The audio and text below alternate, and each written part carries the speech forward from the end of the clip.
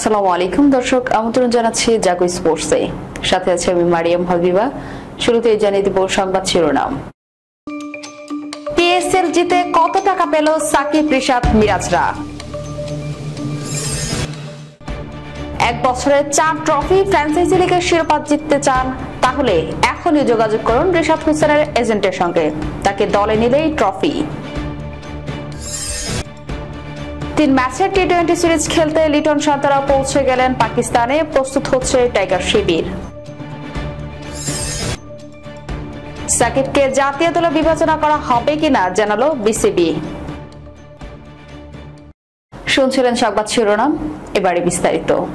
রুদ্ধশ্বাস এক জয়ে গতরাতে পাকিস্তান সুপার লিগে চ্যাম্পিয়ন হয়েছে লাহোর কালান্দার্স। পাকিস্তান লিগের লাহোর কালান্দার্স সাকিব, রিশাদ, মিরাজরা লাহোরের গদ্দাফি স্টেডিয়ামে শিরোপা জয়ের পর তাদের অ্যাকাউন্টে ঢুকছে কোটি কোটি টাকা। দলীয় পুরস্কারের পাশাপাশি পারফরমেন্সের ভিত্তিতে দেওয়া হচ্ছে পুরস্কারও। 2025 পিএসএল চ্যাম্পিয়ন্স লাহোর কালান্দার্স পেয়েছে $5 লাখ, বাংলাদেশি মুদ্রায় 6 কোটি 8 লাখ টাকা। আর রানার্স আপ কোয়েটা গ্ল্যাডিয়েটর্স পেয়েছে $2 লাখ, যা 2 কোটি 43 লাখ টাকা। এই লাহোর কালান্দার্স প্লে অফের আগে হয়ে ওঠে এক টুকরো বাংলাদেশ।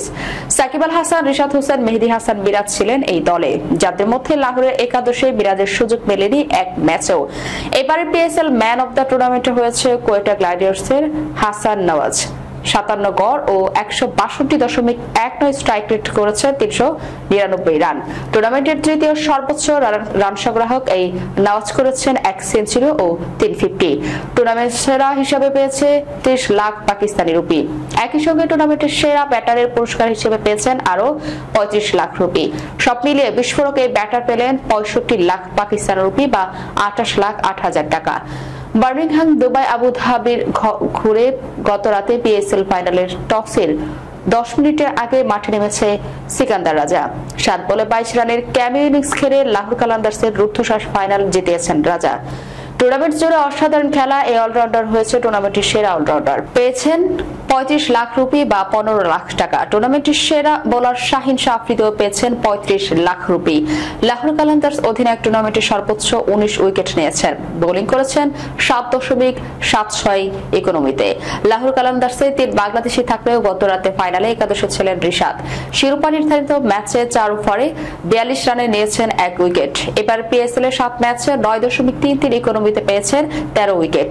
এবারই প্রথমবার পিএসএল খেলতে এসেছেন তিনি। চ্যাম্পিয়ন্স হওয়ার পর গত রাতে সাকিব, মিরাজের সঙ্গে ছবি তুলে নিজের অফিসিয়াল ফেসবুক পেজে পোস্ট করেন রিশাদ। ক্যাপশনে রিশাদ লিখেছেন, ভালোবাসা, হাসি ও অবিস্মরণীয় মুহূর্তের দারুণ মিশ্রণ। আর টুর্নামেন্টের শিরোপা হাতে নিয়ে বাংলাদেশের লেগ স্পিনার লিখেছেন, আলহামদুলিল্লাহ। ফ্র্যাঞ্চাইজি লিগের শিরোপা জিততে চান? তাহলে এখনই যোগাযোগ করুন রিশাদ হোসেনের এজেন্টের সঙ্গে। কারণ সাম্প্রতিক পরিসংখ্যান বলছে যে দলই রিশাদ সেখানেই ট্রফি। মাত্র 2 বছরের আন্তর্জাতিক অভিজ্ঞতা, তবে টি-20 ফ্র্যাঞ্চাইজি ক্রিকেটে রিশাদ হোসেনের এখন এক অনন্য নাম। শেষ 12 মাসে তিনি যেসব দলের অংশ ছিলেন সবকটি টুর্নামেন্টের শেষে চ্যাম্পিয়ন। খেলুক বা না খেলুক, দলের সাফল্যে রিশাদের উপস্থিতি যেন হয়ে উঠেছে সৌভাগ্যের প্রতীক। গতকাল লাহোরের গদ্দাফি স্টেডিয়ামে পাকিস্তান সুপার লিগের ফাইনালে কোয়েটা গ্ল্যাডিয়েটর্সের দেওয়া 202 রানের বিশাল লক্ষ্য তাড়া করে ইতিহাস করে চ্যাম্পিয়ন হয়েছে লাহোর কালান্দার্স। আর এই দলের অংশ ছিলেন রিশাদ হোসেন, বাংলাদেশি অলরাউন্ডার, যিনি ছিলেন পুরো টুর্নামেন্ট জুড়ে চমৎকার ছন্দে। একই দলে ছিলেন সাকিব আল হাসান ও মেহেদী হাসান মিরাজ। যদিও তারা ফাইনালে একাদশে ছিলেন না। কানাডার গ্লোবাল টি-20 লিগে টরন্টো ন্যাশনালসে ডাক পেয়েছিলেন, কিন্তু ভিসা জটিলতায় খেলতে পারেননি। তবু চ্যাম্পিয়ন হয়েছেন তার দল। অস্ট্রেলিয়ার বিগ ব্যাশে হোবার্ট হারিকেন্স কিনেছিল তাকে, কিন্তু জাতীয় দলের সফরের কারণে খেলেননি। এবারই প্রথমবার চ্যাম্পিয়ন হলো হোবার্ট। গ্লোবাল সুপার লিগে রংপুর রাইডার্সের হয়ে খেলেছেন। প্রথম 2 ম্যাচ হারের পর টানা জয়ে চ্যাম্পিয়ন রংপুর। বিপিএল 2025 এর ফরচুন বরিশালের হয়ে শিরোপা জিতেছেন মাত্র কয়েক মাস আগেই। প্রশ্নটা নিছক রসিকতা নয়, পরিসংখ্যানই বলে দিচ্ছে রিশাদ হোসেন মানেই শিরোপার সম্ভাবনা। কখনো মাঠে, কখনো শুধু স্কোয়াডে থেকেই দলের জন্য হয়ে উঠেছে লাকি চার্ম। বাংলাদেশের ক্রিকেট ইতিহাসে মানসম্মত লেগ স্পিনার ঘাটতি বরাবরই ছিল। সে অপূরণ বিশাল হোসেন যেন উজ্জ্বল সম্ভাবনা।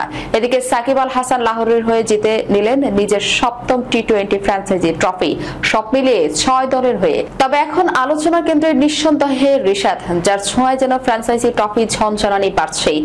একটা টিপস রাখুন মনে, রিশাদ হোসেনকে দলে নিন, ট্রফি নিজে এসে কাঁধে বসবে। 2026 সালে হয়তো কোনো দল এই কথাকে সিরিয়াসলি নেবে, আর ইতিহাসও বলবে তারা ভুল করেনি। 3 ম্যাচের টি20 সিরিজ খেলতে লিটন সান্তরা পৌঁছে গেলেন পাকিস্তানে। বাংলাদেশ পাকিস্তান 3 ম্যাচের টি20 সিরিজ শুরু হচ্ছে পরশু। সিরিজকে সামনে রেখে ধাপে ধাপে পাকিস্তানে যাচ্ছে ক্রিকেটাররা। বাংলাদেশ টি20 দলের অধিনায়ক লিটন দাস সহ নাজমুল হোসেন শান্ত, জাকের আলী অনিকরা আজ পৌঁছেছেন পাকিস্তানে। বাংলাদেশ ক্রিকেট দলের দ্বিতীয় বহর আজ সকালে পৌঁছেছে লাহোরে। নিজেদের অফিসিয়াল ফেসবুক পেজে পাকিস্তান ক্রিকেটের বোর্ড আজ একটি ভিডিও প্রকাশ করেছে। ভিডিওতে দেখা গেছে লাহোরে একটি হোটেলের সামনে বাংলাদেশ দলকে বহনকারী একটি বাস এসে পৌঁছেছে সেখানে।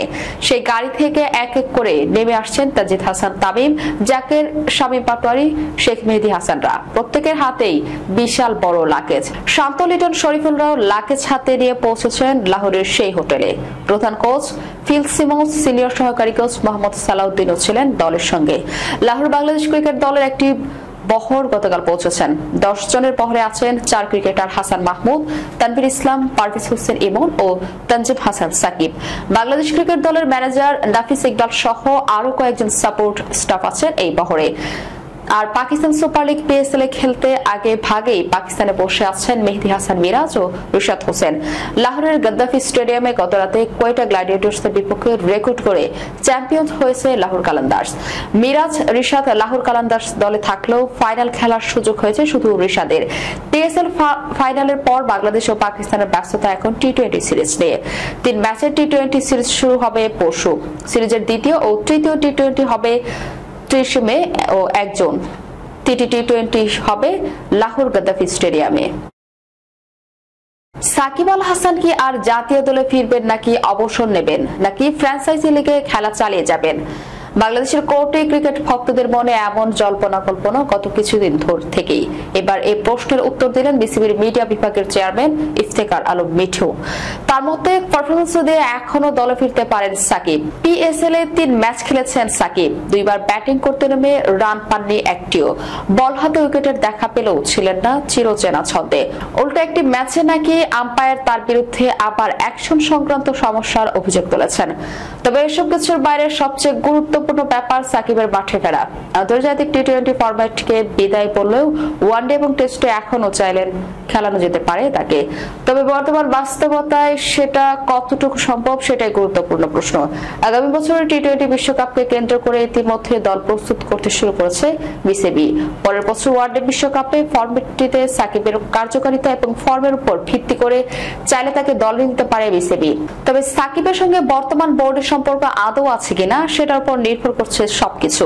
রাজধানীর গুলশানে এক অনুষ্ঠানে সেই প্রশ্নের সম্মুখীন হয়েছে বিসিবির মিডিয়া বিভাগের চেয়ারম্যান মিঠু। সাকিবের সঙ্গে বিসিবির সম্পর্ক শেষ কিনা এমন প্রশ্নের উত্তরে মিঠু বলেন, অবশ্যই না। অ্যাকশন শুধরানোর পর সাকিব তো এটা প্রথম টুর্নামেন্ট খেললো, এটা সামনে দেখার ব্যাপার। তিনি আরো বলেন, একটা বিষয় তো পরিষ্কার, সে একজন বিশ্বমানের খেলোয়াড়, যে কোনো দলের জন্য সে বড় সম্পদ। সুতরাং আমাদের টিম ম্যানেজমেন্ট এবং নির্বাচকদের বিবেচনা সে সবসময় থাকবে। অ্যাকশন সূত্রানোর পর সাকিব তো এই প্রথম 2টো ম্যাচ খেললো, আরো কয়েকটা ম্যাচ খেলো, তারপর উত্তর দিতে পারবো। দর্শক, যাবার আগে শিরোনামগুলো জানিয়ে দিব আরো একবার। পিএসএল জিতে কত টাকা পেল সাকিব, রিশাদ, মিরাজরা? 1 বছরে 4 ট্রফি, ফ্র্যাঞ্চাইজি লিগের শিরোপা জিততে চান? তাহলে এখনই যোগাযোগ করুন রিশাদ হোসেনের এজেন্টের সঙ্গে, তাকে দলে নিলেই ট্রফি।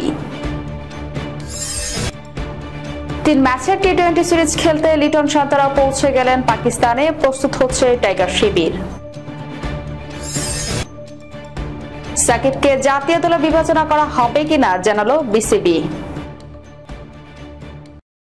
এই ছিল এখনকার মতো। পরবর্তী সংবাদ দেখার আমন্ত্রণ রইল। ধন্যবাদ সবাইকে। আল্লাহ হাফেজ।